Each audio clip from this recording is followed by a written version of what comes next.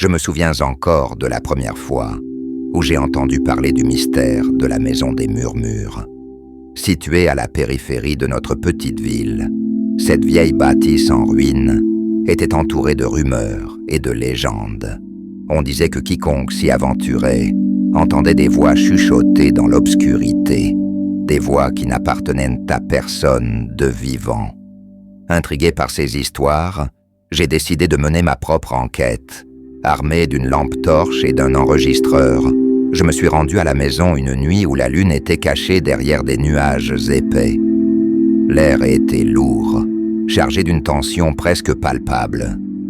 En franchissant le seuil de la maison, un frisson glacé parcourut mon échine. Les planchers craquaient sous mes pas, et chaque ombre semblait prendre vie. J'ai commencé à explorer les pièces une par une, enregistrant chaque son, chaque murmure. C'est alors que je l'ai entendu. Un chuchotement, à peine audible, mais indéniablement présent. « Pars, disait-il, tu n'es pas le bienvenu ici. » Mon cœur battait la chamade, mais la curiosité l'emporta sur la peur. J'ai suivi la voix jusqu'à une pièce au fond de la maison. Une pièce que je n'avais jamais vue auparavant. À l'intérieur, j'ai découvert des journaux intimes, des lettres, des fragments de vie passée. Chaque document racontait une histoire de désespoir et de perte. Des histoires qui semblaient se répercuter à travers le temps. J'ai passé des heures à lire, à essayer de comprendre ce qui s'était passé ici.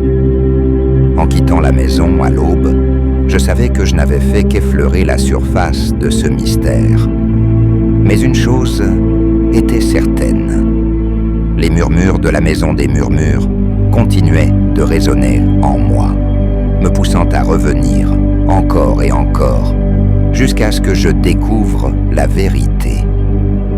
Après ma première visite à la Maison des Murmures, je n'ai pas pu m'empêcher de penser aux journaux intimes et aux lettres que j'avais découvertes.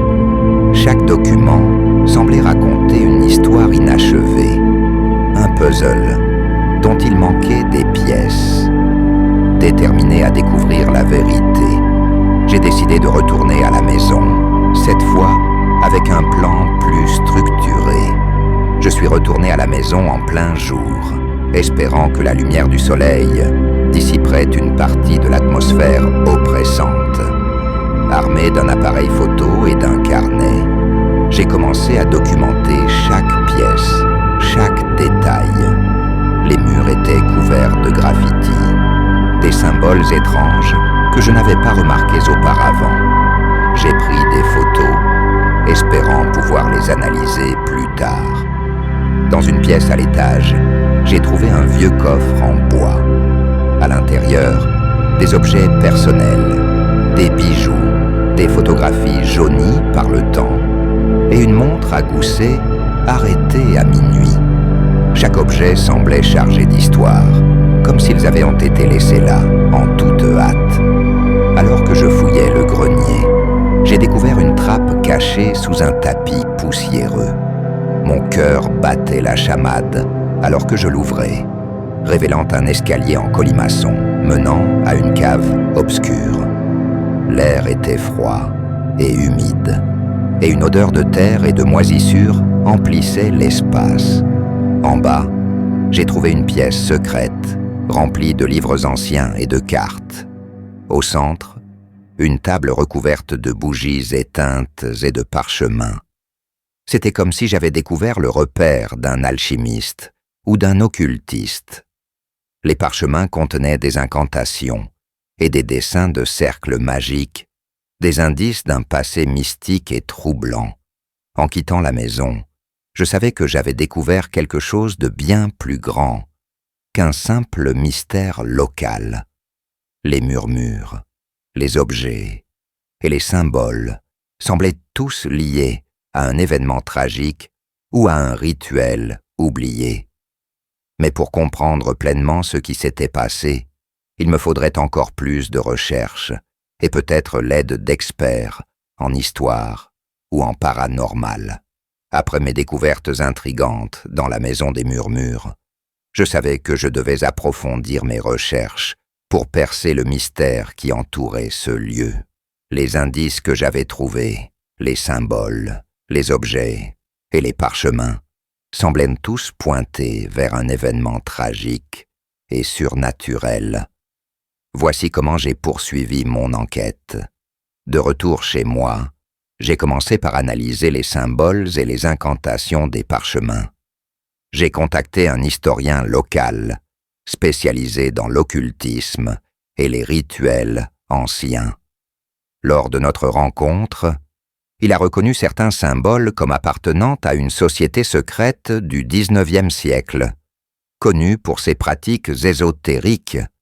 L'historien m'a expliqué que la maison des murmures avait autrefois appartenu à un membre influent de cette société.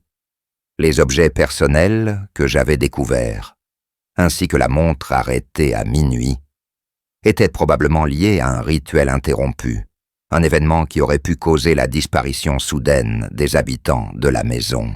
Armé de ces nouvelles informations, je suis retourné à la maison une dernière fois, cette fois accompagné de l'historien. Ensemble, nous avons exploré la cave secrète, cherchant des indices supplémentaires. C'est alors que nous avons découvert un journal caché dans un compartiment secret de la table.